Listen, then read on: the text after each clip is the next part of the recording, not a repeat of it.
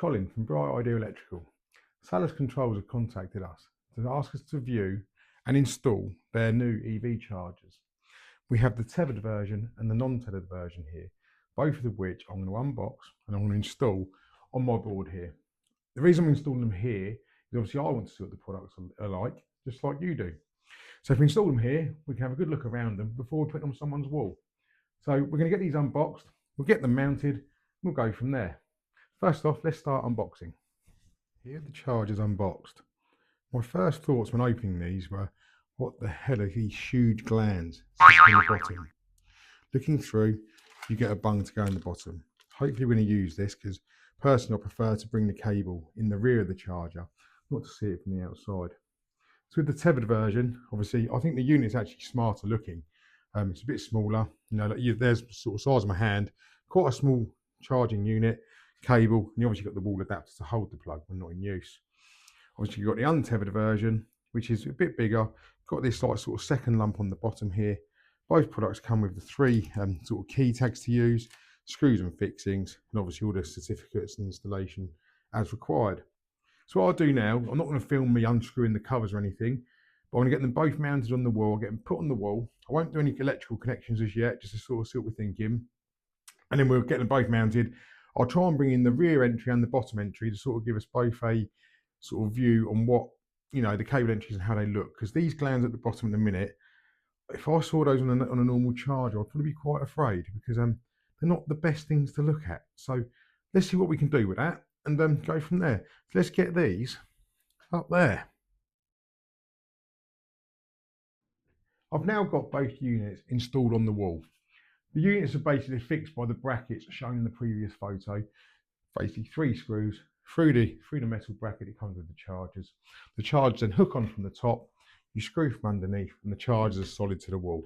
Really good simple fixing system, and no more needs to be done. I also like the door. So normally in these EV chargers, we have to take the front cover off, and you have to unplug a ribbon cable, and you're left with this sort of charger hanging on a ribbon cable on someone's driveway. This is so neat and simple. You undo the 4 screws, the door opens, gives you access to the connections inside. I've put the fascias up the top there just so you can see where they are for the video. So what I'm going to do now, I'm actually doing an electrical connection to both of these units. I'm going to do one through the back and I'm going to do one from the bottom to show you this horrible gland that I was concerned about a minute ago. So what I'll do this one probably in the bottom because obviously it shows you a bit of cable and a bit of space.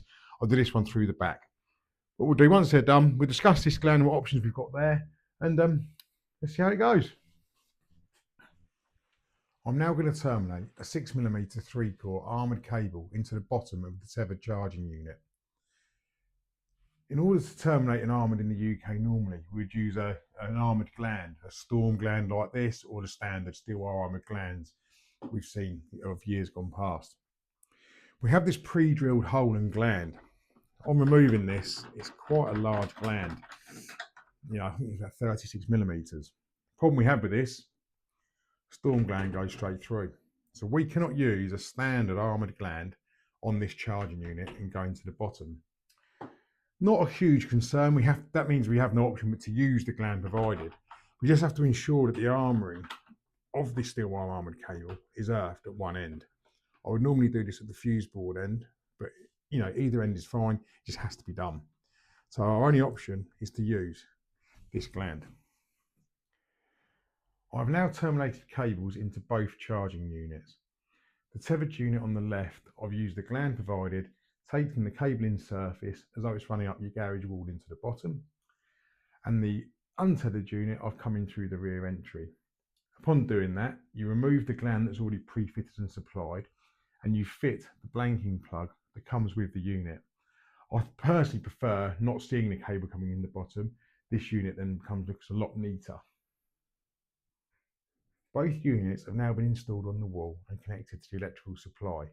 This gives us the opportunity to see what they look like side by side for size comparison and what you'd like to see on the front of your own home. The only real difference to me is obviously this box on the bottom where this is the untethered unit, it has to have a way to take the plug to the charger. Where this is tethered, this cable will go out to your standard plug, which you have on your wall at home, you plug it in your car. I've now downloaded the app, So what I'm going to do, I'm going to take one of the units home. I'm going to connect it onto my own home Wi-Fi. It's a bit of a better signal than what I have here. And then I'll go through that setup as well. But just before I go, I'm going to turn the light off, just so you can see what the units would look like outside your own house at night time. Because I have had units previously, not by Salus, but other manufacturers, where they've had quite a large light outside. I'm just going to flick the lights off, show you that, then we'll get one off the wall and connect it to the Wi-Fi. There we go. It's a bit more darker, but you can now see what they look like when it's going to be, getting a bit darker later on. I think it actually looks really cool. They're such a nice design. I hope to get a few of these on the wall soon.